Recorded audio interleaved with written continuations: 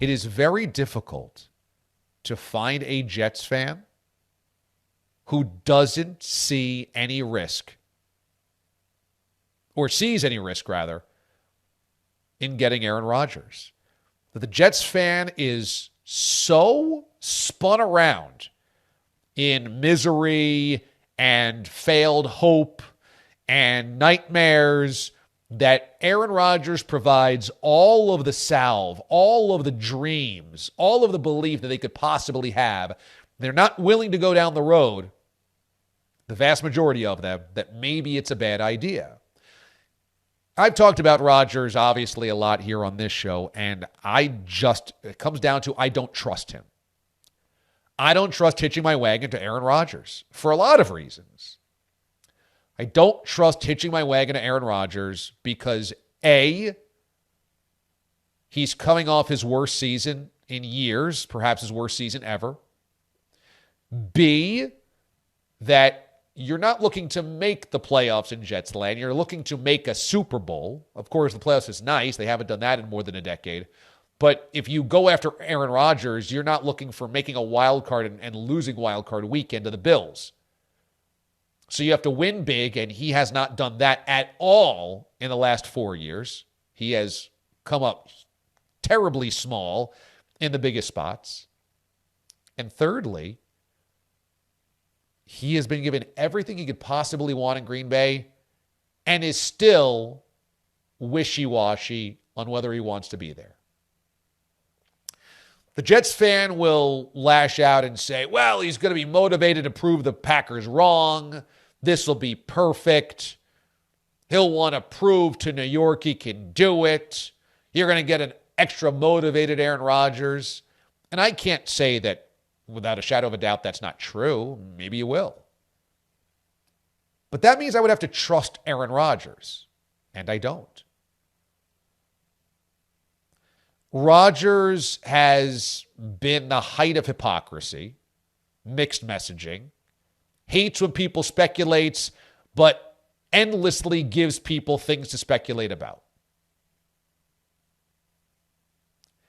Rodgers, frustrated that his young wide receivers aren't on the same page, but yet didn't show up to offseason minicamps with him. Rodgers pledges his allegiance to Green Bay, the only place he's ever played. He loves it. He's loyal. And yet keeps the door open every time he talks to Pat McAfee about maybe having to go somewhere else. The Packers have given him everything he could possibly want. He won the standoff. I don't want Jordan Love to be the starting quarterback. I want it to be my job and nobody else's. Fine. I want more money. Fine. I want personnel control. Fine. I want to call shots on the offense. Fine. Basically, I want to stuff all you guys in the lockers and prove to you publicly and everybody else that I was right and you were wrong. Fine. Never criticize me. Fine. Only support me. Fine. And when I criticize others, nobody call me out for it. Fine. I mean, Rodgers has gotten away with murder in Green Bay. Everything he's wanted, he's gotten. He still might want to leave. Why would I trust that guy? Why would I trust that guy? He doesn't like conjecture. He doesn't like speculation. He doesn't like false reports. But is feeding all of that stuff all of the time by being purposefully vague and letting little nuggets out there enough to make people talk. He knows exactly what he's doing and totally enjoys the attention and the soapbox because he uses that soapbox every single Tuesday. So I can't get behind trusting Aaron Rodgers right now. But boy, you can't find a Jets fan that feels the same way. Impossible. Even our very own Pete the Body Bellotti, who's as cynical and as critical as they come. He's an idiot. Can't see a negative into bringing in Aaron Rodgers. And he's a Jets fan. And the only thing I could think of is that if you're a Jets fan and you haven't been paying attention to the soap opera that is the Packers as closely, because we're talking Packers all the time, and in New York you're not, maybe you would miss some of this. Or maybe you're just focused on the fact that he's a big name and he used to be really good. It wasn't that long ago he was an MVP, obviously, 2 years ago. But 4 straight postseasons or playoff-esque games, he's been awful. Awful. NFC Championship game at San Francisco. NFC Championship game against Tampa Bay. Divisional round against the 49ers. This year against the Lions. He's atrocious in those 4 games. So you're expecting that guy to do something in New York that he hasn't done for 4 years in Green Bay? And Mraz, you fought the same fight over the weekend, and I was like, wow, New Yorkers are usually bent on being pretty cynical and questioning everything, and you got to prove it, and you don't want softies. But boy, Jets fans, they have bought hook, line, and sinker, and you can't tell them that Rodgers is a bad idea, you know? Yeah, and look, I understand it. If I was this desperate for good football, DA, from the Giants for 5 years of bad football, I get it from a Jet fan perspective. You have the longest playoff drought of any team in the NFL. But that being said, this became an even bigger story as he's in the darkness this weekend because Derek Carr was visiting the Jets. And basically, if this was any other offseason where Aaron Rodgers was probably not going to be moved, every one of these Jet fans would be the first ones banging down the door, finding a way to sell themselves on Derek Carr. Instead, they're taking him down because they want so badly for Aaron Rodgers to be their quarterback. And if this was the Bucs situation with Tom Brady and all you had to do was sign him for money, DA, I guess I have less of an issue with it, and I understand you're swinging for the fences. But you're going to have to trade probably multiple first-round picks for a guy that you don't even know if he cares about playing football beyond this coming year. Why would you do that? And what makes you think the Jet organization, after, 40-plus years now, more? How long is this drought become? 54 years of not winning a Super Bowl? What makes you think that now you're going to cut the line and win one with Aaron Rodgers when he hasn't done that with Green Bay and some better teams with Green Bay in over a decade? Yeah, the Packers have been the best team in the NFC coming into a season, or one of the best teams in the NFC, for a minimum of 4 years. They've had Super Bowl aspirations every one of those 4 years. 3 of those years they had byes, and they flamed out before even making the Super Bowl. I don't know where the blind faith that Rodgers, after what we just saw this past season, can do it. And I brought this up the other day. If you look at Derek Carr and Aaron Rodgers' numbers in 2022, they're almost the same. Rodgers threw for 200 more yards and 2 more touchdowns, but had 2 more starts because Carr was benched at the end of the season. They were the same guy this past year. Yeah, and also, what Derek Carr dealt with in 2021, the Gruden stuff, Bisaccia, the Henry Ruggs stuff, and getting that team to the playoffs is as much adversity as a quarterback has had to handle in guiding a team to the playoffs as we've seen in the last 5 years. While we've seen Rodgers completely crumble and finger point and do all of that, at moments. Again, if you want to judge me pure talent, sure, Rodgers is the better quarterback. But when you consider assets you have to give up and the baggage that Rodgers has and the finite window you have, it's not even a contest you should want Derek Carr right now. Pete's usually a pretty salty fan for all of his teams that is not going to just buy hook, line, and sinker. He's usually pretty critical and, again, skeptical of everything.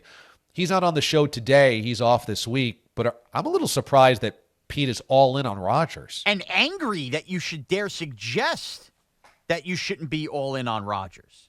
I am shocked, too. Rodgers represents the kind of person Pete can't stand, right? Loudmouth, ego, everything. Everything about Rodgers you would think, Pete's enough of this guy. And Pete is basically groveling, ready to order his jersey at Dick's.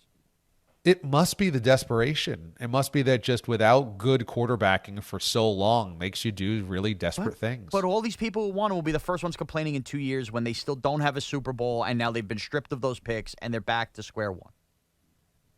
And that it feels inevitable. It feels inevitable that if the Jets got Aaron Rodgers, it definitely has a bad ending. It feels completely inevitable. Of course it does. It's like placing an 11-leg parlay. Sure, you might hit, but the chances are it's going to be disaster, and you're going to wonder why you did that with your money. Could I step into Pete's chair here for a second? And yes, please, Pat Boyle. Because I totally disagree with both of you guys. I think that Mraz saying that you're going to set yourself back by giving up picks is a loser mentality of saying, okay, well, with this offense that we have that has the offensive rookie of the year, a defense that we had that was a top 5 defense with the defensive rookie of the year, let's not try to win a Super Bowl. Let's go for the quarterback who's not as good as Aaron Rodgers, who's not a first ballot Hall of Famer, just because we don't think we can win a title anyway. So we might as well not give up everything because we don't think we can win. So you think you should just assume that it will work out because you're confident enough in your roster? I think that you have a chance here with the final 2 years of his contract, which I think most people can assume if you're trading for him, you're going to sign him to 2 years, or that you're going to have him for the final 2 years here. You've got a first ballot Hall of Famer that, yes, he wasn't elite last year, but he came off of back-to-back unbelievable, almost record-breaking MVP seasons the 2 years prior. He had a offense this year with mostly rookie wide receivers and, Randall Cobb, who's 45, feels like it, and a coach, and I think LaFleur is one of the biggest reasons that this team wasn't successful this year. He had zero clue of how to run that offense, didn't run the ball with Aaron Jones and set up the play action, which is where Rodgers thrives. And I think for the most part, this whole is he not cut out for New York? Can he not make it in New York? I don't think Rodgers gives a damn. And I think, if he says something stupid or like he has over the last 2 years, who cares? If he's performing on the field, which he gives you the best chance to do so, why would you not take the gamble? It's like climbing all the way. It's like climbing 9/10 of a mountain just to get near the top and say, you know what, I'm going to go back down. I'm too scared.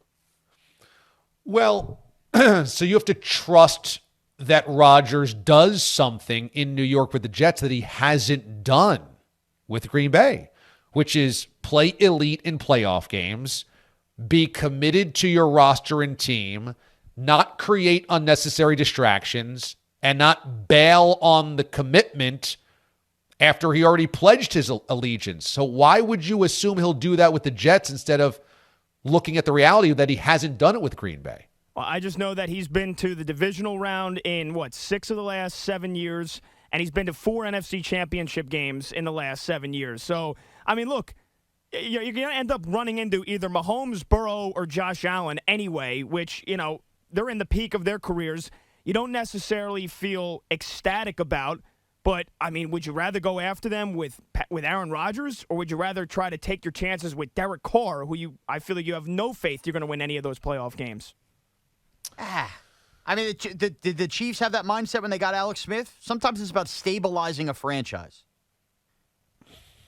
Yeah, but, you're going to settle for Derek Carr for 2 years and then hope that you nail the quarterback in the draft that you haven't been able to do forever and hope that he's ready then by that time? I don't think it's settling. I think it's understanding that Derek Carr at his age gives you the best chance to stabilize, and who knows, if the defense and those weapons are that good anyway, then Derek Carr should fit in seamlessly and you should be a threat. But I think Derek Carr stinks. I don't think he's that good. Oh, then that's a different argument. I don't think he stinks. And I think, it's too easy to say, Josh McDaniels is the entire reasoning and they scapegoated him. The guy threw 28 picks the last 2 years. And he had an offense last year with Devontae Adams, Darren Waller, and Hunter Renfrow.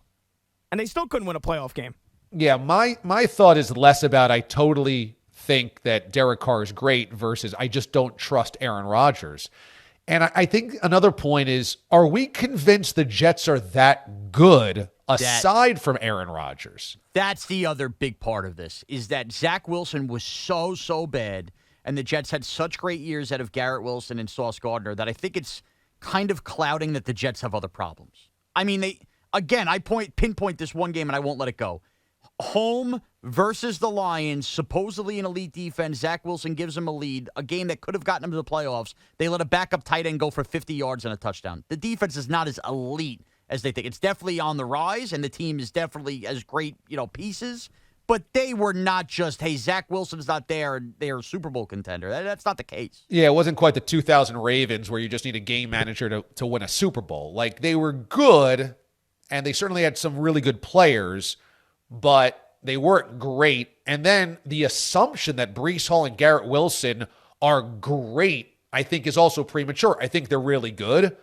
Garrett Wilson obviously looked like a star, and Sauce Gardner looks great too. But what you hear a lot of is great defense, great skill position guys. There's no way that they can't win with Aaron Rodgers. And I would not put the rest of the Jets roster that high in the rankings around the rest of the AFC. Including the offensive line, which they're going to need picks to still repair. And in the end, Aaron Rodgers was one of the worst players on a football field Week 18 winning in at home versus the Detroit Lions. It wasn't his whole team letting him down.